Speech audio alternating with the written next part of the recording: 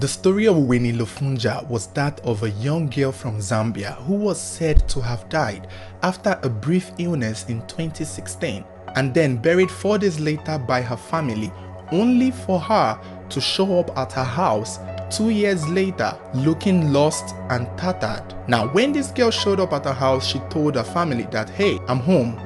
And they were like, "Who are you?" And she's like, "I'm Winnie Lufunja, your daughter." And they were like, "Excuse me, Winnie died 2 years ago and she has been buried, so who are you?"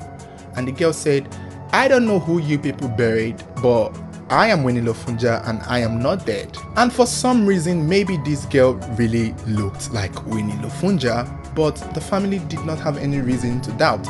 I mean, who doesn't want their dead loved one to come back alive? Who doesn't want to open the door and see a loved one who has died standing at the door to tell them that he or she isn't dead? Isn't that the dream of everybody who has ever lost someone they love, for their loved ones to return and tell them that, hey, it was all a prank, hey, it was all a dream? And so the family took this girl in, still having their doubts but hoping that this is for real. The story was quick to get press coverage as many people showed up in the Winnie Lufunja's house to see what was happening.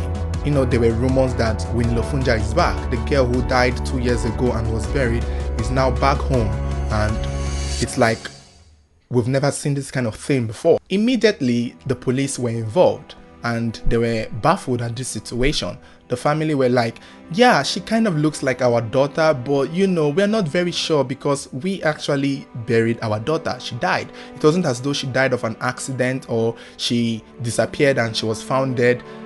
She was sick in a hospital for a long time and then she died and was buried.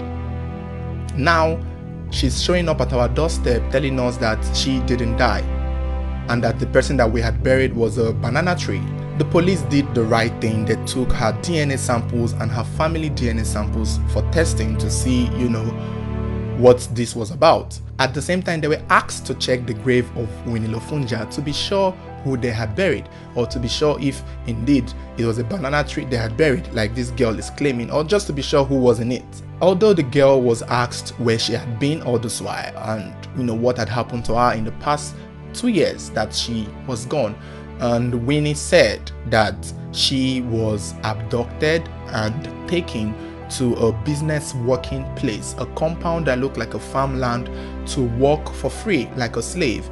It was almost as if she was hypnotized and brainwashed where she was and held spellbound like many other people who were also in the working place. She said that they had to work in a farmland, cultivate and, you know, make production for whoever these people were, because she said she didn't know who they were and she didn't even remember how she got there, but she remembered that there were more people there and she had to work and there were people controlling them.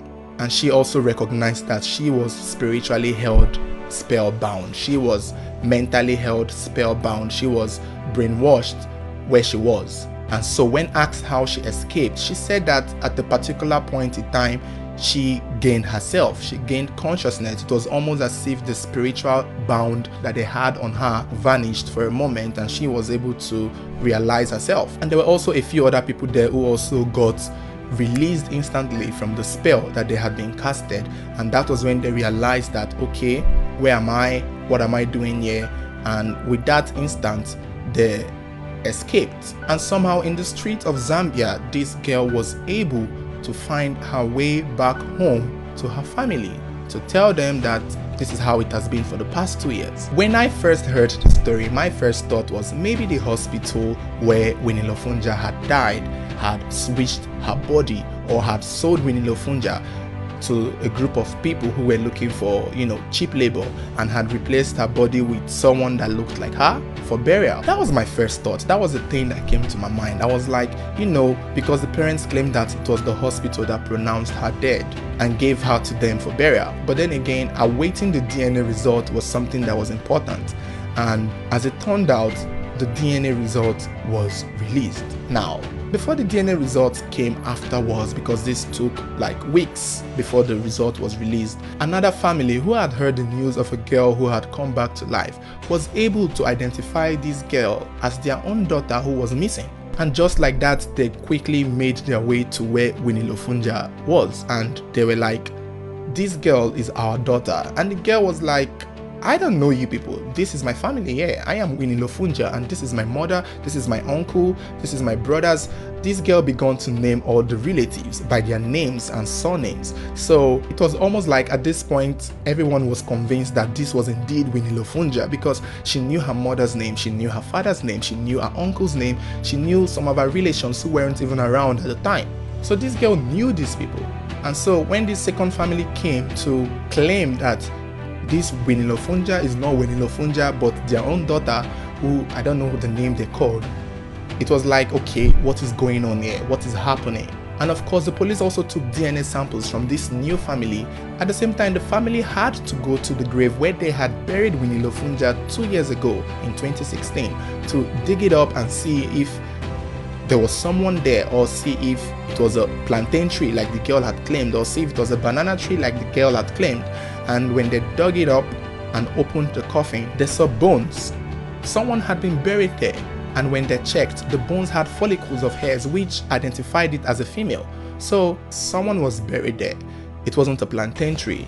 There was a human being in that casket. So who is that person they had buried? If that person was not Winnie Lufunja, then who is she? And if that person buried there was Winnie Lufunja, then who is this girl in their home claiming to be Winnie Lufunja with all the details and information of the family and their background and their history?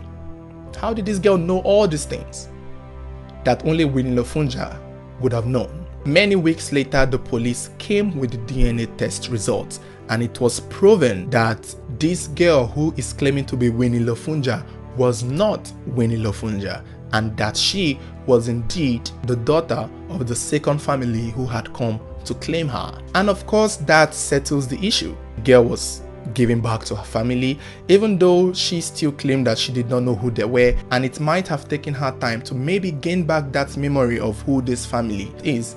But all she knew was that she was Winnie Lufunja, and that Winnie Lufunja's family was her family. Of course, this settles the case, this settles the story. The girl goes back to her family and everybody kind of move on. But the truth is, there's still so much mystery here, so much unanswered questions. If she isn't Winnie Lufunja, how did she know about Winnie Lufunja's parents? How did she know her relatives? How did she know the address? Because she left the place she was held captive and found her way to Winnie Lufunja's house without being directed. Knocked at the door and said she is Winnie Lufunja. Identified every single member of the family by their name and last name, both their relatives. So how did she know all these things if she isn't Winnie Lufunja? The place that she claimed she was abducted to, she also said that they brainwashed her.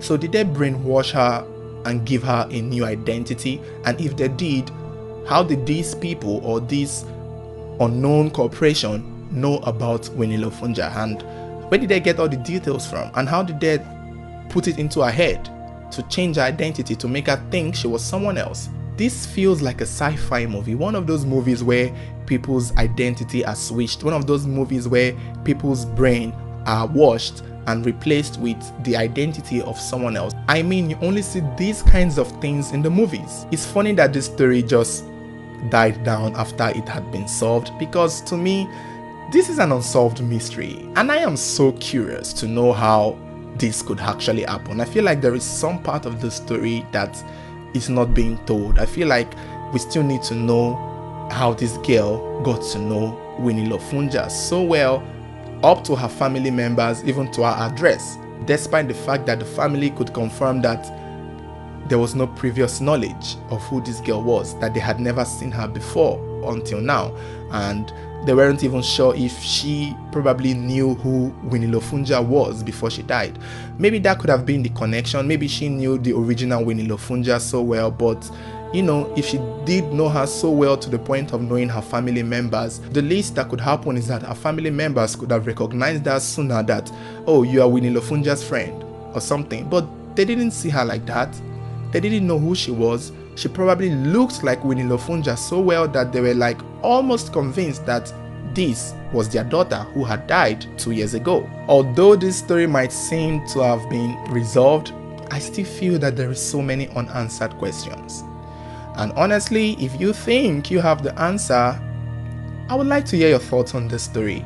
Feel free to share your thoughts on this story, and if you are from Zambia where this story happened, it will be nice to hear your thoughts on it. What is the best possible explanation as to how this strange girl knew so much about a dead girl that she had to assume her identity to the point that she couldn't even remember her original background? I would like to know how that is possible. I would like to know how I can be brainwashed to the point where I think I am someone else and know the person's name, family, address, and think I'm even that person all the way.